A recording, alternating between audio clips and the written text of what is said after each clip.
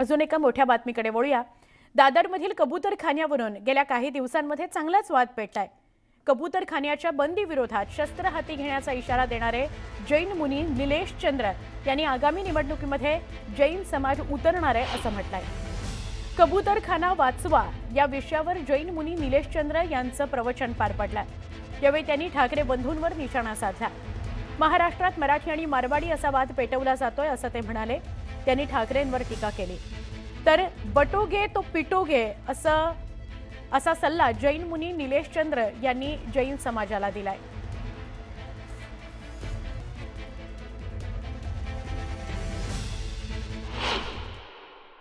जीव दिया ना, चिट्ठी से लेकर हाथी तक मानना है। क्या हुआ? कबूतर का क्या हुआ? आज हमारा आमदार होता, आज हमारा खासदार होता, तुम्हारा एक भी नगर सेवक, आज तुम्हारे बिल्डिंग के अंदर कोई प्रॉब्लम आता है तो यहाँ का अब इस मुर्गी के चक्कर में एक भी आपको यहाँ पूरा परेल जो है ना, ये पूरा उद्धव ठाकरे का राज है। इधर लगाओ किसी भी एक नेता को फोन लगाओ आप कि मेरे बिल्डिंग के अंदर लफड़ा हो गया, आप आओ। नहीं आएगा। आएगा? आमदार उसका, खासदार उसका, नगर सेवक उसके, और थापड़ मार के तुमको बोलेंगे वोट दो इस लाल बाग में रहना हो तो। ये ध्यान रखना था। अभी तो मार रहे तुमको, वापस पीटेंगे। इसलिए क्या करो, मोदी ने कहा था बटोंगे तो कटोंगे। तो मैं जैनों को कहता हूं, तू बटोंगे तो तुम पीटोंगे। इसलिए सबसे पहले हमारी वोट बैंक मजबूत करो। मोदी जी ने पूरे भारत को, विश्व को हिंदुत्व सनातन के राह दिए, मगर आज हमारा जो महाराष्ट्र है, ये बड़े भाषाओं के अंदर हिंदू मुस्लिम का विवाद तो बाद में, बांग्लादेश का तो बाद में, अब यहाँ मराठी और मारवाड़ी का विवाद चालू हो गया। पूरा जा रहा, पूरे महाराष्ट्र में जाता, पूरा मराठी में लैंग्वेज भी बोलता हूं। तो मैं मराठी लोगों के दिमाग में से भ्रम निकाल दिया। मैंने राज ठाकरे के भी दिमाग से निकाल दिया। मैंने जैसे मुर्गी के चक्कर में शिवसेना के, तू भी झुरो हो जाएगा। एक महत्त्वाची बातमी बघूया। देशामध्ये इंडिगो एअरलाइन्सच्या विमानांचा गोंधळ सुरू आहे, पण दुसरीकडे इतर एअरलाइन्सच्या कंपन्यांकडून प्रवाशांची लूट केली जाते। अव्वाच्या सव्वा दर लावला जातोय प्रवाशांच्या खिसाला, त्यामुळे कात्री बसते। इतर विमान सेवा पुरवणाऱ्या कंपन्यांनी दर वाढवू नयेत, मात्र याकडे विमान कंपन्या दुर्लक्ष करत असल्याचं समोर आलंय। त्यामुळे प्रवाशांनी संताप नोंदवलाय।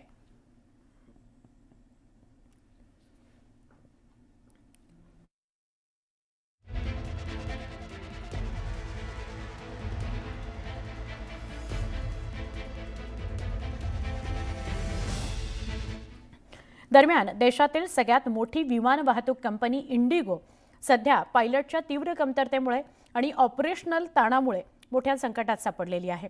डीजीसीएच्या आकडेवारीनुसार कंपनीचा पायलट प्रति विमान रेशो इतर एअरलाइन्सच्या तुलनेमध्ये खूपच कमी असल्याने आणि नवीन नियमांमुळे पायलटची गरज वाढल्याने देशभरामध्ये अनेक विमान उड्डाणे रद्द करण्याची नामुष्की इंडिगोवर ओढावलेली आहे। इंडिगोच्या ताफ्यामध्ये 417 विमानं आहेत आणि 5500 पायलट्स आहेत। प्रत्येक विमानामागे 13 पायलट्स आहेत। आकाशा एअर ताफ्यामध्ये 30 विमानं आहेत आणि 8000 पायलट आहेत। आकाशा एअरच्या प्रत्येक विमानामागील पायलट संख्या 27 इतकी आहे। एअर इंडियाच्या ताफ्यामध्ये 187 विमानं आहेत आणि पायलट्सची संख्या 3500 इतकी आहे। एअर इंडियामध्ये प्रत्येक विमानामागील पायलटची संख्या 19 इतकी आहे। एअर इंडिया एक्सप्रेसच्या ताफ्यामध्ये 115 विमानं आहेत आणि पायलट्सची संख्या 2000 इतकी आहे। एअर इंडिया एक्सप्रेसच्या ताफ्यातील प्रत्येक विमानामागील पायलटची संख्या 17 इतकी आहे। एकूणच देशातील सगळ्या विमान कंपन्यांच्या तुलनेमध्ये इंडिगो एअरवेजकडे सर्वाधिक विमानं आहेत, पण प्रत्येकी विमानामागील पायलट्सची जी संख्या आहे ती अत्यंत कमी असल्याचं दिसून येत आहे आणि याचाच फटका इंडिगोला बसला आहे। एक महत्त्वाची बातमी, तपोवनातील होणाऱ्या वृक्षतोडीला विविध संघटनांचा विरोध झाला आणि त्यामुळे झाडं तोडून होणाऱ्या प्रदर्शन केंद्राच्या निविदा प्रक्रियेला स्थगिती मिळालेली आहे। मंत्री गिरीश महाजन यांनी नाशिकमध्ये ही माहिती दिली। तपोवनातल्या जागेवर साधू महंतांसाठी डोम उभारला जाणार होता। हाच डोम पुढील 32 वर्षांसाठी प्रदर्शन केंद्र म्हणून वापरला जाणार होता। बीओटी तत्वावर होणाऱ्या प्रकल्पाला पर्यावरण प्रेमींनी प्रचंड विरोध केला। मंत्री गिरीश महाजनांकडून झाडं लावण्याकरता जागेचा शोध सुरू झालेला आहे। नाशिकच्या पेलिकन पार्कसह कानेटकर उद्यानाची पाहणी त्याकरता केली गेली. 10 वर्षांहून कमी वयाची जी झाडं आहेत तीच फक्त तिथून हलवली जाणार आहेत आणि ती वेगळ्या ठिकाणी लावली जाणार आहेत असं आत्ता कळतंय.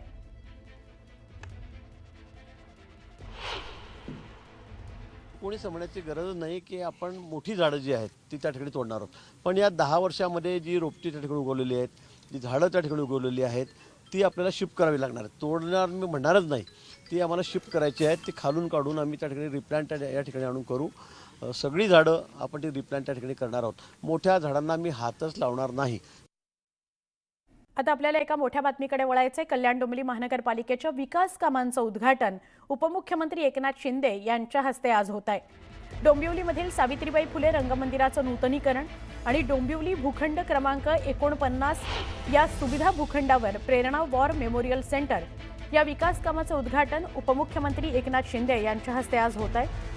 या कार्यक्रमाला भाजप प्रदेशाध्यक्ष रवींद्र चव्हाण यांना सुद्धा आमंत्रण दिलं गेलंय. कार्यक्रमाला रवींद्र चव्हाण उपस्थिती लावणार का हे पाहणं महत्त्वाचं ठरणार आहे. एक सविस्तर बातमी आपण बघणार आहोत. डॉक्टर बाबासाहेब आंबेडकर यांचा आज 69वा महापरिनिर्वाण दिन आहे. दादरच्या चैत्यभूमीवर महामानवाला वंदन करण्याकरता लाखो अनुयायांनी गर्दी केलेली आहे. आज दिवसभर अधिक गर्दी होणार आहे. राज्याच्या कानाकोपऱ्यातून भीमसैनिक चैत्यभूमीवर आजच्या दिवशी दाखल होत असतात आणि महामानवाला अभिवादन करत असतात. अनुयायांची गैरसोय होऊ नये याकरता महापालिका प्रशासनानं चैत्यभूमी, छत्रपती शिवाजी महाराज पार्क या ठिकाणी विविध सोयी सुविधा उपलब्ध करून दिलेल्या आहेत. सुरक्षिततेकरता पोलिसांचा तगडा बंदोबस्त या सगळ्या परिसरामध्ये ठेवण्यात आलेला आहे. सुरुवात करूया एका मोठ्या बातमीनं. नुकत्याच नगर परिषदांच्या निवडणुका पार पडल्या आणि पुढील काही दिवसात मिनी विधानसभा म्हणून ओळखल्या जाणाऱ्या महापालिका आणि जिल्हा परिषदांची निवडणूक सुद्धा जाहीर होणार आहे. निवडणुकांच्या काळात एकीकडे सगळेच राजकीय पक्ष ज्यांनी कामाला सुरुवात केलेली आहे, दंड थोपटलेला आहे आणि असं असताना मंत्री मंगल प्रभात लोढा यांच्या एका विधानामुळे चर्चांना उधाण आलंय.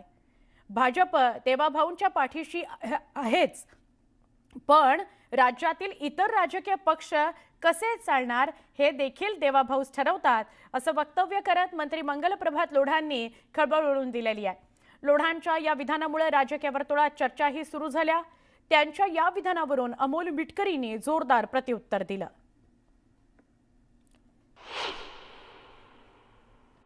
– 2014 में माननीय देवेंद्र जी आए थे, तब भाजपा कोई बहुत मजबूत स्थिति में नहीं थी, पर उसके बाद के अंदर आज ये स्थिति हो गई है कि जो किसी के बारे में नहीं कहा जा सकता वो देवा भाऊ के बारे में कहा जाता है कि भाजपा तो पूरा देवा भाऊ की है ही, पर महाराष्ट्र की सारी राजनीतिक पार्टियां कैसा चलती हैं वो देवा भाऊ तय करते हैं. और ये हमारे राजनीतिक गुरु, इनके जो विभिन्न रूप हम देख रहे हैं. लोढा साहेबांनी त्यांच्या पक्षाची संस्कृती सांगितली असेल. मी राष्ट्रवादी काँग्रेस पक्षाचा कार्यकर्ता आहे. माझ्या पक्षाची विचारधारा शिवशाहू फुले आंबेडकर ही विचारधारा आहे. माझ्या पक्षाचा तळागाळात प्रामाणिकपणे काम करणारा कार्यकर्ता आणि माझ्या पक्षाचे नेते आदरणीय अजितदादा हेच आमचा पक्ष चालवतात. दुसऱ्याला कुणाला आमचा पक्ष चालवण्याची गरज नाही. खरं बोलते. म्हणजे महाराष्ट्राची जी लोक म्हणतायत, जनता म्हणते, धुळधाण उडवून टाकली, वाट लावली. तुम्ही देवेंद्रजी फडणवीसना बदनाम करताय. चांगलं आहे, तुम्हीच सांगताय तर बरं आहे, लोक ऐकतायत. मुंबईच्या महापौर पदावरून महायुतीत रस्सीखेच बघायला मिळतेय. भाजप नेते मंगल प्रभात लोढांनी मुंबईच्या महापौर पदावर दावा केलाय. भाजपच्या मुंबईतील कार्यक्रमात मंत्री मंगल प्रभात लोढा यांनी महापौर पदाबाबत महत्त्वाचं वक्तव्य केलंय. मुंबईत भाजपचाच महापौर बसल्यास आपली कॉलरही टाईट होणार असं वक्तव्य मंत्री मंगल प्रभात लोढांनी केलेलं आहे.